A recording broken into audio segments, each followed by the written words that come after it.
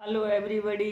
पहले मैं आप सबको बोलूँगी कि जो भी मेरा चैनल देखें, चैनल सब्सक्राइब ज़रूर करें और उस पर कमेंट भी दें। आप कमेंट देंगे तो उसी से पता लगेगा कि आप चैनल देख रहे हैं।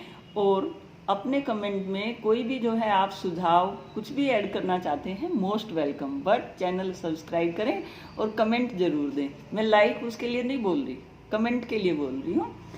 अब मैं आपके सामने थ्योरी प्रस्तुत करूँगी। काउंसलिंग की थ्योरी चली हुई है और अब जो थ्योरी है वो बीएफ स्किनर की बिहेवियर थेरेपी थ्योरी है। जो बीएफ स्किनर थे उन्होंने क्या था, बीएड में लर्निंग की थ्योरी भी दी हुई है। ये उन्हीं थ्योरियों का आधार लेकर यहाँ क्या है, बीएफ स्किनर का व्यवहारवादी का सिद्धांत है और बिहेवियर थेरेपी का सिद्धांत है। जो बीएफ स्किनर थे वो व्यवहारवादी साइकोलॉजिस्ट थे और उनके जो लर्निंग का सिद्धांत कहलाता है वो आरएस सिद्धांत भी कहलाता है, रेस्पॉन्स स्टिमुलस सिद्धांत। एक्टिविटी सक्रिय अनुकूलित अनुक्रिया का सिद्धांत भी कहलाता है, क्योंकि उन्होंने क्या था, सक्रियता को एम्फेसिस किया था। और उन्होंने क्या था, मनुष्य जो भी कुछ करता है वो जब सक्रिय होता है तभी किसी चीज को करता है, और जब वो सक्रिय होता है तभी किसी चीज को सीख पाता है, तभी उसकी क्या है, लर्निंग हो पाती है। तो इनका जो पूरा फोकस है वो सक्रियता के ऊपर है। और इन्होंने जो व्यवहार की जो ये थ्योरी दी है, थेरेपी दी है, काउंसलिंग जो की है, वो भी व्यवहार को व्यवहार के द्वारा ही चेंज करने की। व्यवहार में क्या होते हैं, डिस्टर्बेंसेस आ जाते हैं, नेगेटिविटी आ जाती है। तो उन नेगेटिव व्यवहार को, कि जब मनुष्य का व्यवहार पॉजिटिवली सोसाइटी में, समाज में एडजस्ट करने लायक नहीं होता, कोई उनको फिजिकल प्रॉब्लम, मेंटल प्रॉब्लम, व्यवहार से संबंधित जो भी मनुष्य को दिक्कत होती है, तो यहाँ क्या है, स्किनर ने अपने कुछ सिद्धांत दिए जिसके आधार पर क्या है, मनुष्य के व्यवहार को मॉडिफाई किया जाता है। व्यवहार क्या हो जाता है, मेल एडजस्टिव हो जाता है। और सेल्फ में क्या है, डिस्टर्बेंस, डिस्ट्रक्टिव फीलिंग जो है आ जाती है। उस टाइम क्या करना चाहिए, कौन सी टेक्निक होती है, क्या क्या टेक्निक होती हैं काउंसलिंग की, अकॉर्डिंग टू बीएफ स्किनर, मेरे अकॉर्डिंग नहीं, बीएफ स्किनर के हिसाब से कैसे जो है व्यवहार को मॉडिफाई किया जाए, कैसे उसकी काउंसलिंग की जाए कि वो प्रॉपर एक शेपिंग में, पॉजिटिविटी में एडजस्ट होने लायक बन जाए। तो सबसे पहले इनकी जो बात है वो है, ये कहते हैं बिहेवियर को जब हमने क्या है मॉडिफाई करना हो, तो जो इन्होंने 8-10 टेक्निक बताई हैं उसमें पहली है होमवर्क असाइनमेंट। ये होमवर्क असाइनमेंट से यहाँ ये मतलब है, बीएफ स्किनर कहते हैं जिसकी क्या है काउंसलिंग करनी है, जो काउंसलर है वो उसका क्या है, पूरा होमवर्क करेगा। किसका करेगा, सपोज करो मैं क्या है, मेल एडजस्टिव हूँ, मेरे व्यवहार में कोई नेगेटिविटी है, तो जिसके पास मैं काउंसलिंग के गई हूँ वो मेरे ऊपर क्या है, पहले पूरा होमवर्क करेगा और ये देखेगा, ये जानेगा कि मेरे व्यवहार में क्या क्या नेगेटिविटी है, क्या क्या जो है कॉम्प्लेक्स बातें हैं, और जो क्या करेगा, पूरा जो है एनालिसिस करेगा।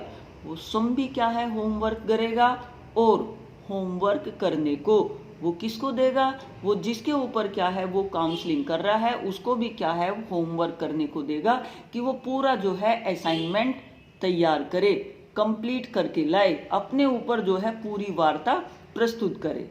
टास्क प्रोवाइड जो है कर दिया जाता है। उस टास्क प्रोवाइड करने पर क्या होता है, व्यक्ति अपनी फीलिंग को, अपने आचार विचार को पूर्ण तरीके से एक्सप्लेन करता है।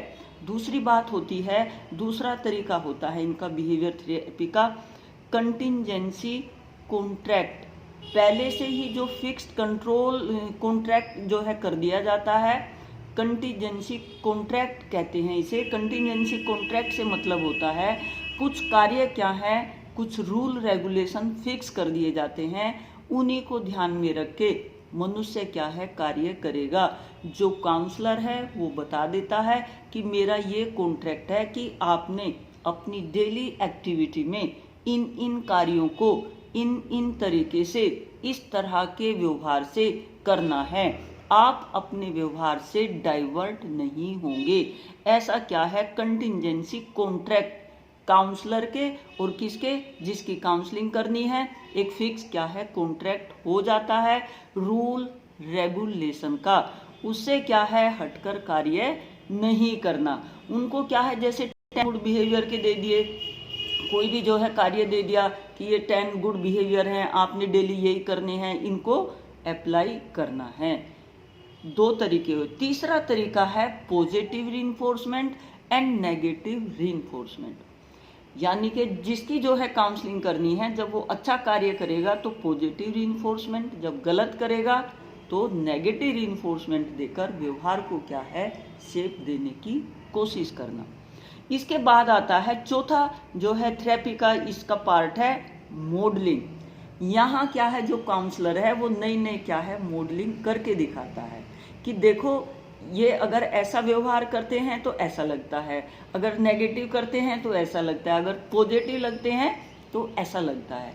यानी कि जो काउंसलर है वो मॉडलिंग करके दिखाएगा और जिसकी थेरेपी करनी है उसको भी मॉडलिंग करने को कहेगा। जब वो मॉडलिंग करेगा, चीज को रिएक्ट करेगा, प्रस्तुत करेगा, तो वो चीजों को अपने व्यवहार में भी आत्मसात करने की कोशिश करेगा। एक इसके बाद 5वां व्यवहार आता है रिहर्सल, यानी कि व्यवहार की रिहर्सल करवाना, प्रैक्टिस करवाना। इसमें क्या होता है, प्रैक्टिस करवाई जाती है किसकी, अच्छे व्यवहार की। और वो अच्छे व्यवहार की प्रैक्टिस यानी कि कोई भी जो है रिहर्सल दे दी कि इसकी जो है प्रैक्टिस करो, डेली इस चीज को जो है इस तरीके से करना है। 6ठा आता है स्किल ट्रेनिंग टेक्निक। इसमें क्या होता है, स्किल कोई भी जो जिस तरह की उसकी जो है नेगेटिविटी है, उस नेगेटिविटी को उसके जस्ट पॉजिटिविटी लाने के लिए स्किल क्या है ट्रेनिंग दी जाती है। उसको क्या है कौशल विकास प्रशिक्षण कहते हैं, तकनीकी कहते हैं। इसमें जो है उनको कोई भी कार्य के लिए जो है करने के लिए दे दिया जाता है और वो उस कार्य को इसलिए करवाने के लिए दिया जाता है जिससे वो अपनी फीलिंग को डाइवर्ट करके चीज़ों को जो है करने की कोशिश करे। ये भी क्या है व्यवहार की थेरेपी का ही तरीका है। नेक्स्ट आता है conditioning reinforcement for good behaviour, यानी कि यहाँ व्यवहार को कंडीशनिंग करनी है। कैसे करनी है, कंडीशनिंग करने में क्या होता है, हम क्या है चीज़ों को रिलेट कर देते हैं कि अगर आप अच्छा व्यवहार करोगे तो उसके सामने ये पॉजिटिव है और गलत करोगे तो उसके सामने ये पॉजिटिव है। तो व्यवहार की क्या कर दी जाती है, कंडीशनिंग कर दी जाती है। और जब हम कंडीशनिंग करते हैं तो उनके लिए क्या है एक अनुकूल और अनुचित वातावरण क्या है देने की कोशिश करते हैं। इसके बाद होता है कंडीशनिंग हो गई। कंडीशनिंग के बाद होता है सिस्टेमेटिक डिसेंसिटाइजेशन। जो सिस्टेमेटिक डिसेंसिटाइजेशन है, ये सिस्टेमेटिक डिसेंसिटाइजेशन जो